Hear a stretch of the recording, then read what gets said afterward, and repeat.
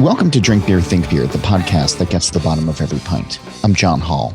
There's a relationship between beer and food that spans beyond flavor. It goes into creativity and passion. And when they come together, it can be magical.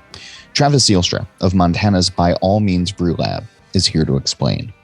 But first, All About Beer is back online and producing original content for beer enthusiasts and professionals.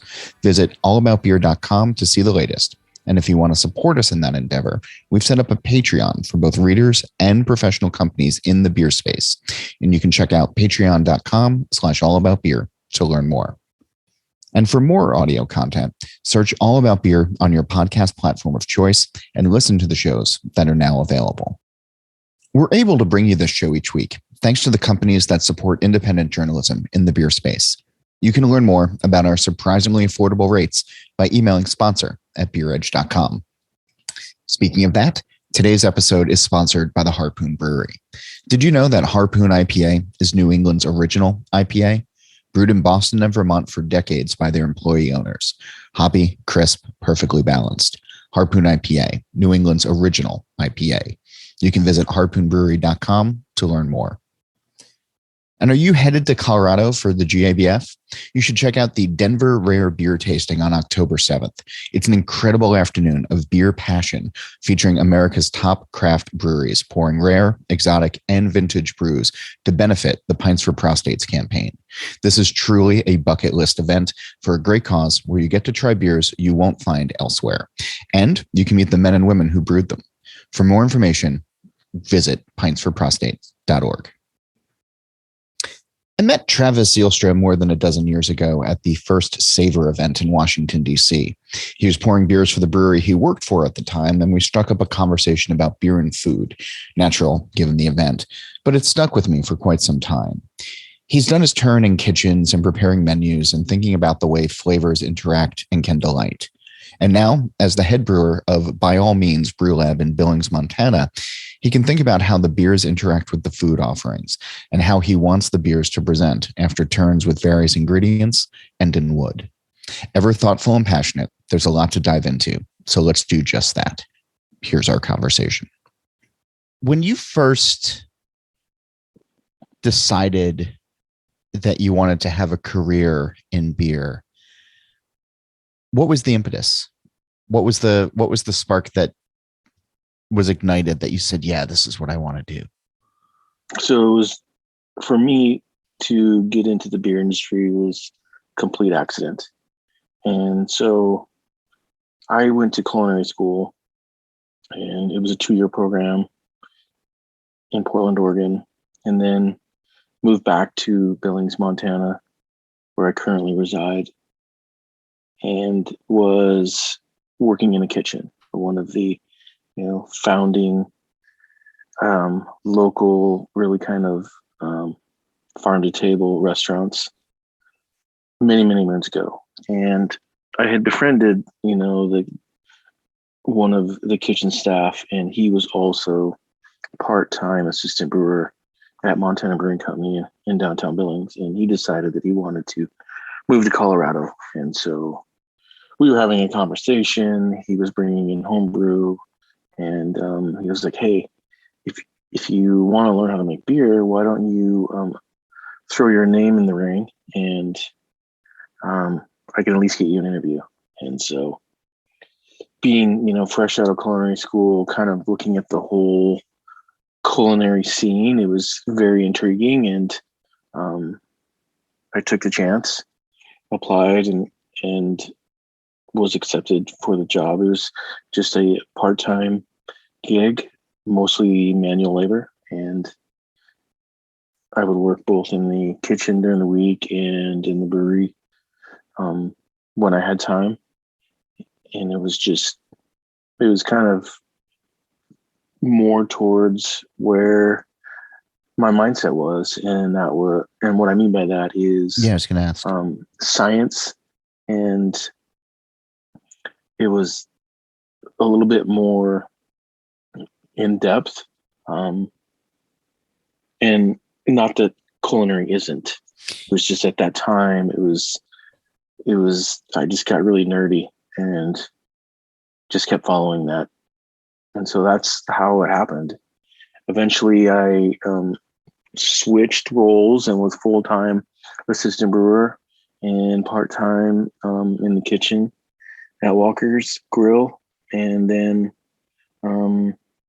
just full steam ahead in the brewing industry. So that's really how I got into it.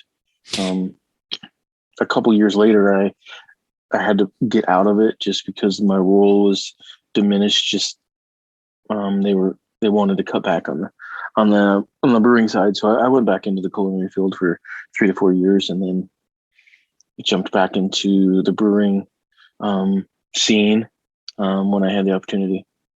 When you jumped back into the culinary scene from brewing, though, do you feel like your cooking had evolved, your mindset for food? Because you're talking about the scientific side of beer, and I wonder if that was something that you brought with you from the brew house to the kitchen when you went back during a brewing break. Most definitely. I mean, when I went back in the culinary scene, it was an up and coming kind of farm to table restaurant in Billings also, which is, still in operation to this day. Had great mentors. And like you said, it was a different perspective. Coming out of culinary school, my eyes were just super wide open, and I was absorbing everything, but really wasn't defining what I was absorbing. And so the second stint, it was more focused on intent. Why are you adding, certain ingredients or certain times in the process of making a better product? So most definitely. Now, the reason I went back into the brewing industry was the restaurant industry is hard, and I felt like I wanted, after having a little taste of the brewing, I felt like that was just more my direction in life. So that's why I kind of pivoted back there. I've heard people make the comparison between working in a restaurant kitchen and working in a brewery, and just that it is long hours and sometimes thankless and creative, but also physically hard. So totally agree. You're working in hot environments, you're working in close quarters. Most of the high percentage of the breweries, are lack of space is one of the factors that is just a reality of the business. Yeah. And it's the same thing with the kitchen. You're trying to keep your revenue center as large as possible, and your manufacturing is minimal as possible. So that is definitely a thing. One of the things that the monotony of a kitchen. So and this is the story I tell everyone when they ask me why I'm no longer in a kitchen. And we used to do catch the day, meat of the day. And so every day I would cut a specific steak or a specific fish. And, let's say it's 30 pieces of each. And you'd go through that during the rush of the evening. And then the next morning you'd get there and you would prepare for the next evening. And it was essentially a monotonous of, okay, I need 30 more pieces of fish, 30 more steaks cut.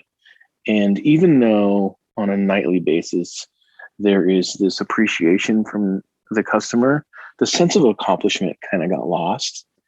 And so when you compare that to the brewing industry, in my mindset was I spent a whole day and I filled that fermenter, or I emptied that fermenter in whatever fashion. And there was a little bit more sense of accomplishment. The kitchen behind the scenes was just kind of more of like a Groundhog Day kind of scenario. And after years and years and years, it's just it just got really, really gray of like, do people even like this? Is this rewarding enough? And that's really one of the main factors that I just felt like I wanted a little bit more sense of accomplishment on a daily and weekly basis.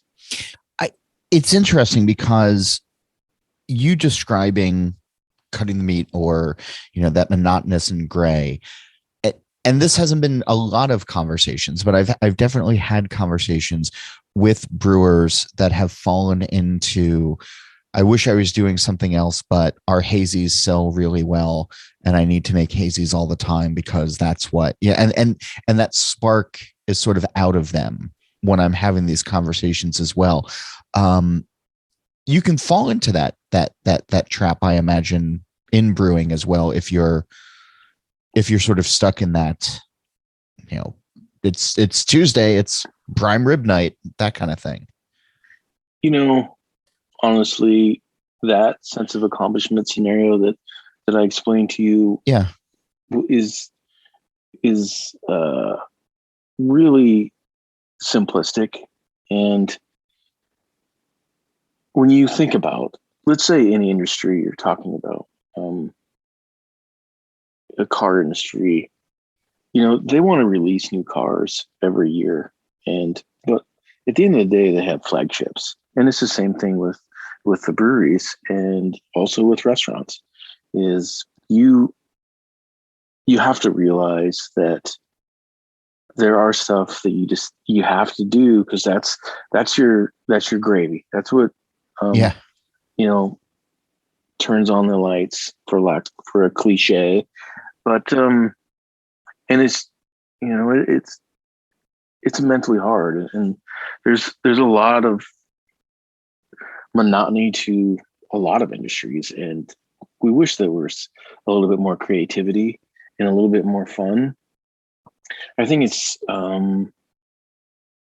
that is kind of done by supervisors and leadership, and I, honestly, I've had bad stretches of not being able to bring that to the table for staff at breweries that I worked at, and it's hard to kind of reflect on a weekly basis or even a daily basis of, we're just making beer. Let's try to make this a little bit more enjoyable than the mechanism of turning out IPA and hazy IPA, throughout the week, throughout the month, throughout the year. And I see that. And you got to try to make the environment fun, but also at the end of the day, it's what puts food on the table and stuff like that. So as a thoughtful brewer, and I know you as a thoughtful brewer, where are you looking for creativity and inspiration these days? Like, knowing that, you have to make the IPAs and maybe you enjoy making the IPAs. I don't know. I haven't asked you yet, but where are you looking for, or where are you finding the inspiration that still gets you jazzed to head into the brewery? So at By All Means here in Billings, we've been running or open for about 3 years, and opened previously a couple months, let's say 4 or 5 months before COVID hit. The initial concept was tap room, Latin cuisine, and beers with rotational, kind of an experimental lab kind of concept. So in the last 3 years, it's been, what your question is asking is we have done a lot. We've done malt procurement from all over the world, and even, hyper local. We've done hops from all over the world, and I know everyone else has done the same thing. It's just, I think, essentially produced, and I can't remember off the top of my head, but 35 different beers last year, the last calendar year. And that was with, different hops, different malts, different yeast, and multiple combinations of those. different styles, from the farmhouse to IPAs to lagers, kavikis, just really a lot of creative stuff. And so it's been very rewarding. Now that I bring that up, we have come to a phase with our marketing. We have a lager series, we have a farmhouse series, we have an IPA series, and we've been just changing numerical numbers. So it's a 3-digit number, and we are in the single digits in some of the series, up to double digits. And we're getting to the point now for our retailers and our customers is the number system is really, really confusing. So, I mean, I'll bet. We have Lager 5 out right now, and we're coming out with Sour 6, and we're on IPA 18. And, people come in and they just go, hey, IPA 13 was fantastic. And you're like, can you remember what that was? Because I've forgotten. Right. And so, and also, I'm glad that was good for you. Have you tried the 17? Yeah, right, exactly. Yeah.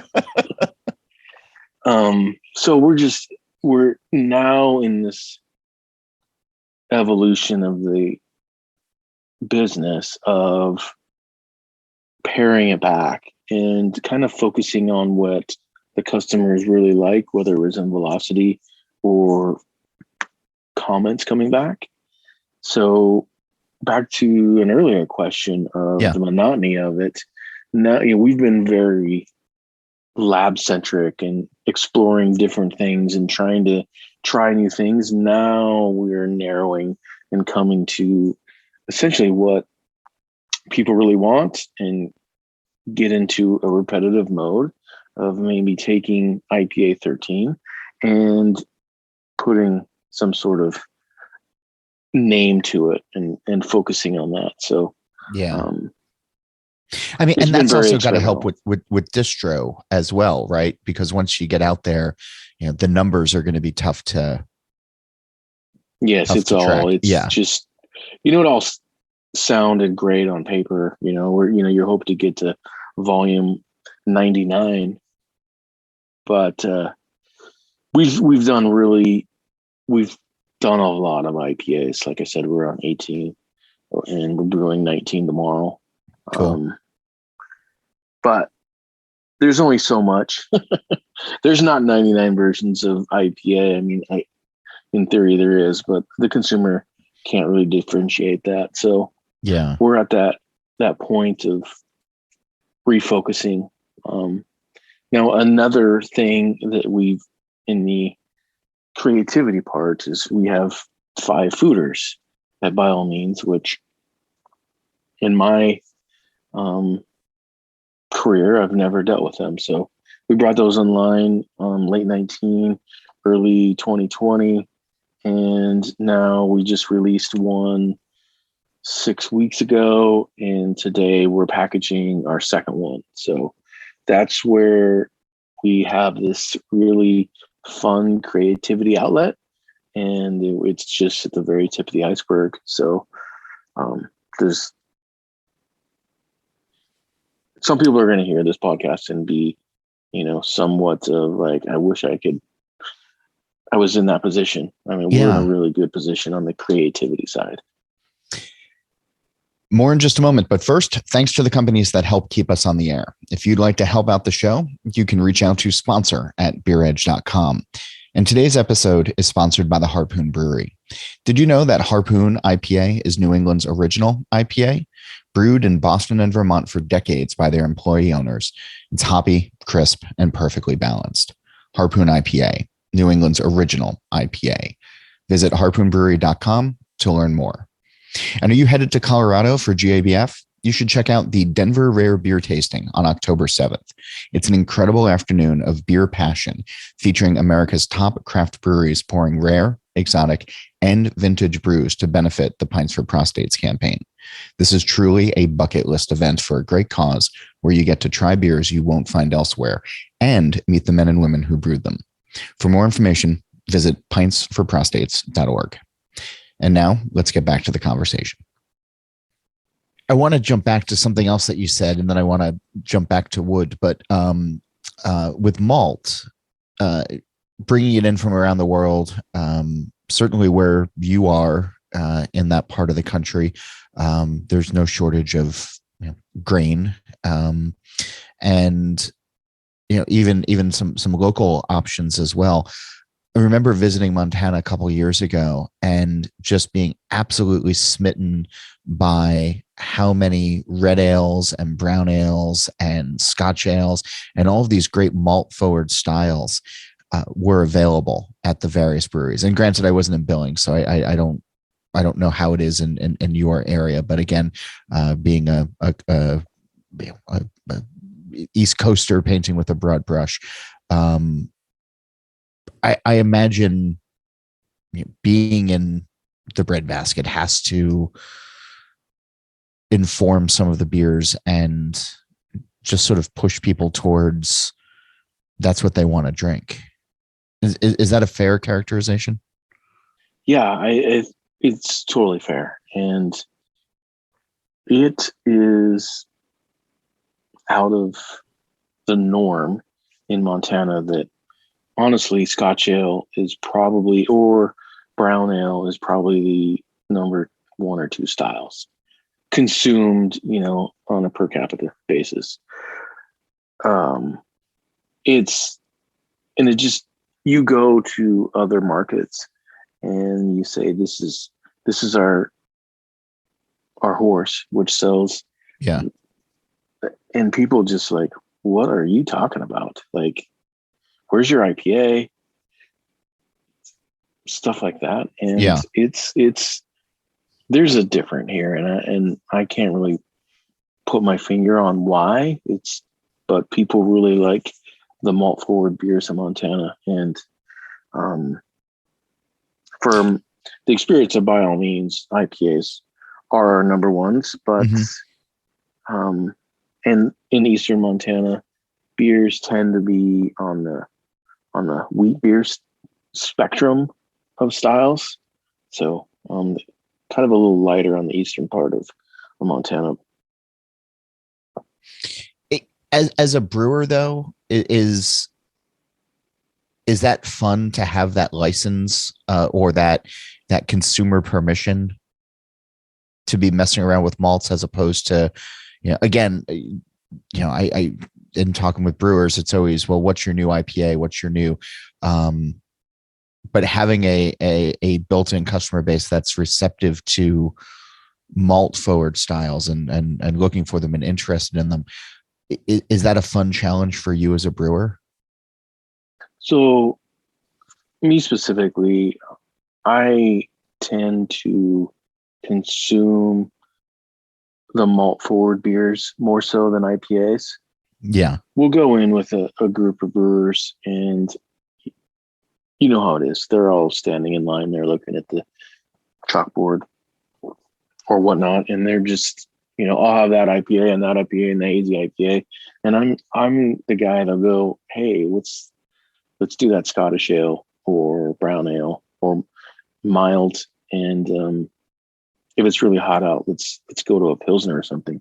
So I tend to be in that kind of segment, and it's fun. It's also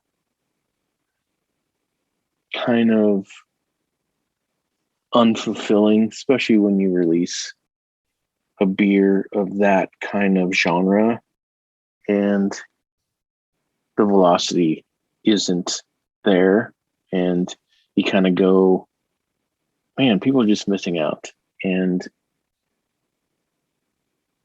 I want to give you a little experience. We live in the untapped world where people rate beers.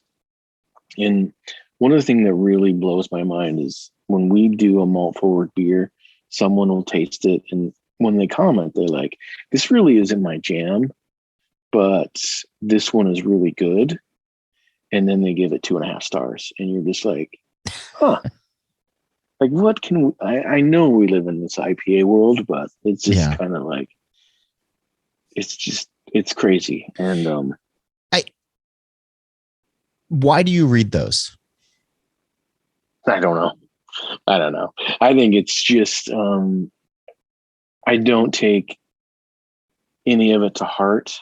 The reason I read them is if there is a major flaw.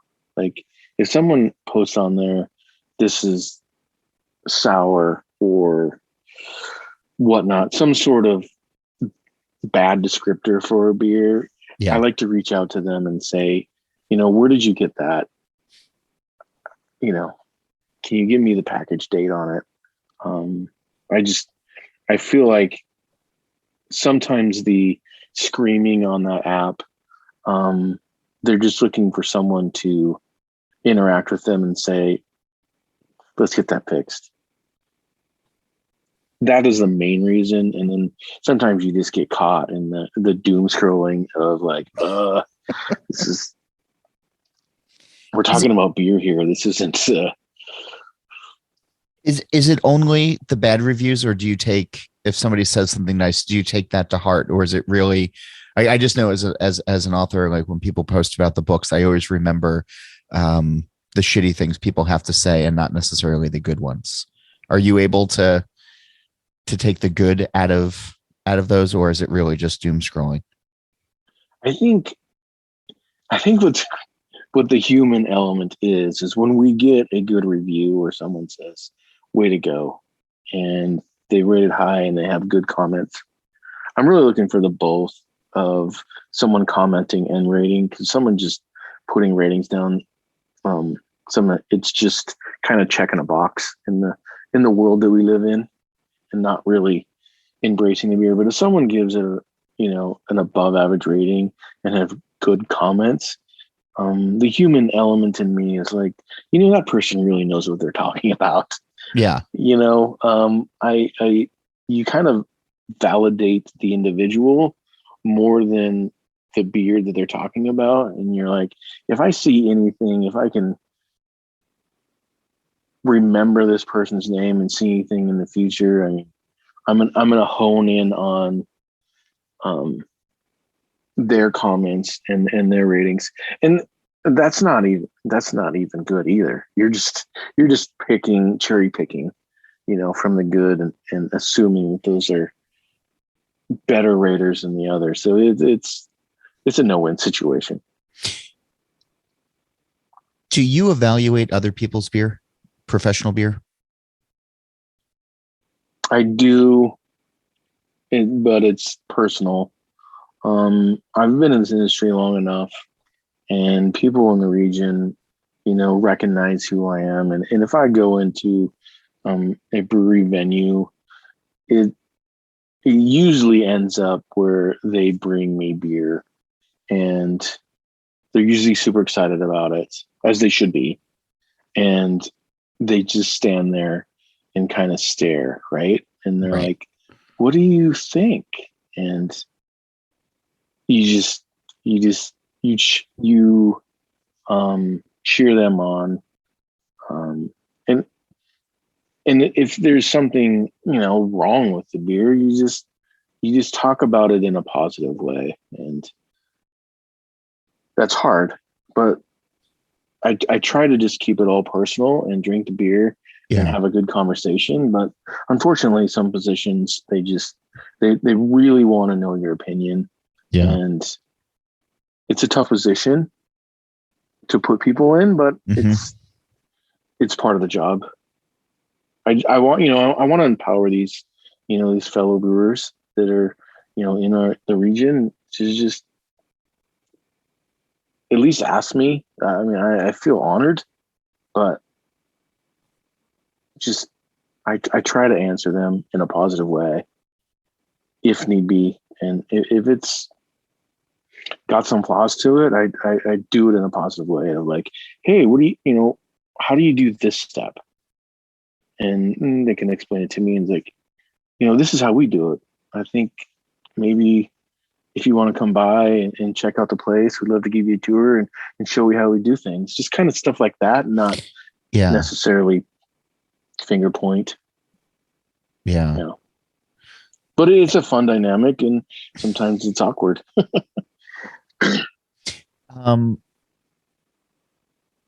So you mentioned fooders, you mentioned wood, and there's I've been having a lot of fun conversations with folks about wood as the fifth ingredient, and and I know you can insert pretty much anything as the fifth ingredient, carbonation, or there's always been a variety of things that people slot into that phrase, but I think there's been some really cool things done with wood in the last couple of years that don't necessarily need to be. We had Sauvignon Blanc in here, we've had bourbon in here, and here, some rare bourbon, or, we got tequila barrels or whatever. There's just some cool things coming out of, especially, fooders these days, of just brewers getting wood that appeals to their taste buds and then applying the beer to it. What's been your approach when adding a new fooder or thinking about what you want to have your turn in wood, or its turn in wood, I should say? Yeah. So our position on the fooders is these are brand new, first time use. We have 5. We're releasing the second one soon, packaging this week. And this is how, when I give tours of the brewery, people are in awe of the fooders. They're displayed for the tap room. We have 5 of them stacked log style, 3 on the bottom, 2 on top, and they do look spectacular. When I have this conversation, 4 of the fooders are spontaneous, and then 1 of them is mixed culture. And we don't have the seasoning on those fooders where we want them. And I would like to have turned those fooders sooner than later, but the whole 2020, 2021 scenario just didn't allow for it. So what I say to people in the tour is, these are like cast iron skillets. The first time you use a cast iron skillet, it works. But after subsequent uses, it's a better cast iron skillet. So we have these fooders that are working, but we really need some microbes to really embed themselves in them. So we are releasing them now, and they are very wood heavy. So we're doing a lot of blending with fruits and Sauvignon Blanc barrels, pulling some of it out, putting in some wine barrels that have their second or third use, and kind of change the wood component. So that's where we're at now. And we are proud of what's coming out, but we are excited on subsequent turns of those fooders. And the one that we're releasing this week, packaging this week, is delicious. And it's good to, it really wasn't what we were going for, right? Our original intent was more of tropical fruit. This is the mixed culture one, and it is just super stone fruit. We've aged it on strawberries, and you taste it, and strawberries are noticeable in a faint way, but it feels and tastes like peach cobbler, right? With a hint of rosemary. And the rosemary is what I am getting from the wood. Some of our other tasters are getting different kind of wood components, but I really like the rosemary descriptor, just because when we move forward in releasing this and promoting this beer, I think the public can comprehend that term instead of just oak or tannins or stuff like that. So, yeah, the whole foeder scenario is super exciting, but we can't wait till version 2, version 3, version 10. Yeah. As the beer industry has evolved, there's definitely been food, I think, has played a strong role in the pushing the story of small batch beer, of microbrew, and then craft, and now independent, and now whatever we're calling it these days. But food has been the constant, and food has evolved along with beer. And I know you still think about beer and food pairings quite a bit, and you're somebody whose palate I trust quite a bit when it comes to pairings. Where do you think we are as a collective whole of beer drinkers with the intersection of beer and food right now? I believe the evolution of beer and food is really starting to be something bigger than traditional pairings. I know, being from New York and me traveling to larger cities, usually for judging beer competitions. I'm just going to point out it's Jersey, by the way. I'm not going to take credit for it. No, it's fine. It's just, we are fiercely regional around here. Yeah. No, I get it. We're plus Jersey's a better Wyoming food state. Yeah. So I just, you probably experience the beer and food pairing at a different level than what we do in, the Mountain West. But I think it's really changing, as in, instead of just the traditional pairings, we've noticed it we're doing the Latin cuisine, and people are tasting beer with tacos, and it's not Corona or Modelo, and they're just blown away. We'll go back to this IPA theme. IPA and tacos can be a really fantastic combination, and in our region, it's just really starting to people understanding that beer is just not beer and peanuts, and beer and hot dogs, beer and brats. And so we have a long ways to go to catch up to the major metropolitan areas. A lot of the stigma in our market is wine and food is the preferred way to eat and drink at the same time. And it's a work in progress, let's say. That makes sense. Have you had anything recently that you've been smitten by? Food or beer or both? Or as far as like a pairing, or that's dealer's choice.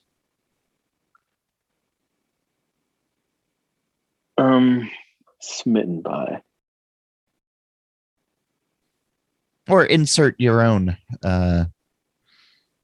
Yeah. Adjective. Yes. Descriptor there. Yes. I really, man, that question is really got me quiet here. I apologize. No, that's fine. Okay. Yeah. If it comes to you. As you know, on this show, I have been asking folks the green door question, and the setup being there's a television show called The Good Place, and the final season, there's this concept of being able to walk through a green door, and you can be anywhere at any point in time with whoever you want. And so if there was such a door on this plane of existence and this conversation was coming to an end and you were able to walk through the door and be at any pub or any brewery anywhere in the world, where would you want to go? Who would you want to be with? And what would you like in your glass? So the answer to the who I want to drink with would be my grandfather on my mom's side and my grandmother on my father's side. And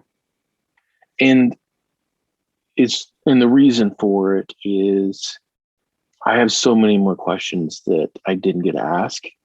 And now, being in my mid 40s, you just really have questions that you wish you would have asked. And so I would like that opportunity. And one of the things that I really love about beer is it's an experience over conversation. So it's perfect for this kind of scenario. And both of my grandparents on each side, I had very awesome experiences in the Pacific Northwest. I have some history with Pelican Pub and Brewery in Pacific City. So I'm going to say Kiwanda Cream Ale, Pacific City, Oregon, with Grandpa Ko and Grandma Martha, and just asking them the questions that I have. So that's the answer. I love it. I think that's great.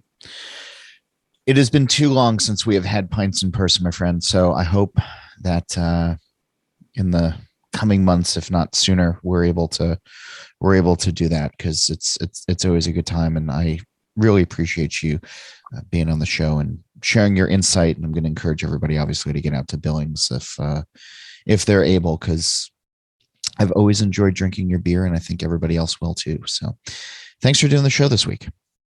Yes. Thank you. I appreciate it. Hey, speaking of food and beer, by all means, and Travis are featured in the Craft Brewery Cookbook. It's on sale now where books are sold, so get a copy today. All About Beer is back online, so go to allaboutbeer.com and catch up with great content.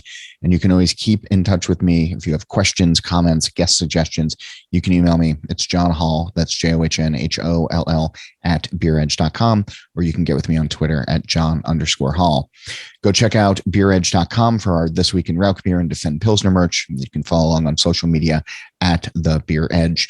And of course, This Week in Rauk Beer is also online. The Facebook group is easy to search, and on Twitter and Instagram, it's at TW Rauk Beer. We're able to bring you this show each week thanks to the companies that want to support independent journalism in the beer space. If you'd like to learn more about our surprisingly affordable rates, please reach out to sponsor at beeredge.com. And speaking of that, today's episode is sponsored by the Harpoon Brewery. Did you know that Harpoon IPA is New England's original IPA? Brewed in Boston and Vermont for decades by their employee owners, it's hoppy, crisp, and perfectly balanced. Harpoon IPA, New England's original IPA. Visit harpoonbrewery.com to learn more. And if you're headed to Colorado for the GABF, you should be checking out the Denver Rare Beer Tasting on October 7th. It's an incredible afternoon of beer passion, featuring America's top craft breweries pouring rare, exotic, and vintage brews to benefit the Pints for Prostates campaign. This is truly a bucket list event for a great cause, where you get to try beers you won't find elsewhere and meet the men and women who brewed them. For more information, visit pintsforprostates.org. All About Beer has a podcast channel now. Search and subscribe on your podcast platform of choice. Steal This Beer has new episodes every Monday, and the BYO Nano podcast comes out on the 15th of every month. And one more reminder, go visit allaboutbeer.com. As for this show, Nate Schweber does the music, Jeff Quinn designed our logo, and I'm John Holl. New episodes release every Wednesday, and that's when I'm going to be back again to drink beer and to think beer.